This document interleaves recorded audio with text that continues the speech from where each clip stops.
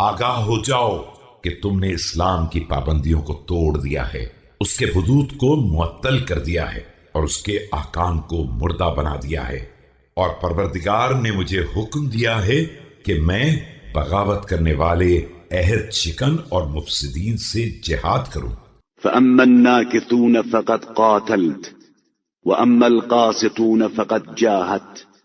وأما المارقة فقد دوخت وأما شيطان الردهة فقد كفيته بسعقة سمعت لها وجبة قلبه ورجة صدره۔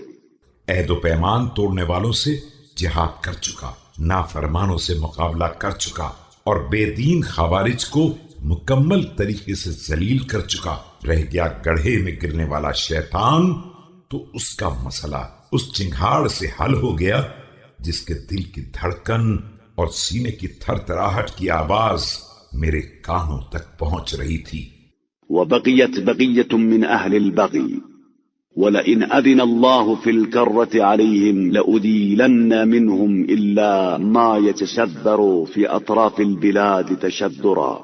اب صرف باغیوں میں تھوڑے سے افراد باقی رہ گئے ہیں کہ اگر پروردگار ان پر حملہ کرنے کی اجازت دے دے تو انہیں بھی تباہ کر کے حکومت کا رخ دوسری طرف موڑ دوں گا، اور پھر وہی لوگ باقی رہ جائیں گے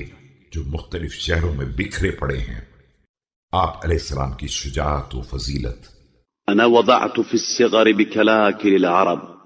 وكسرت نواجم قرون ربيعة ومضر، وقد علمتم موضعي من رسول الله صلى الله عليه وآله بالقرابة القريبة والمنزلة الخصيصة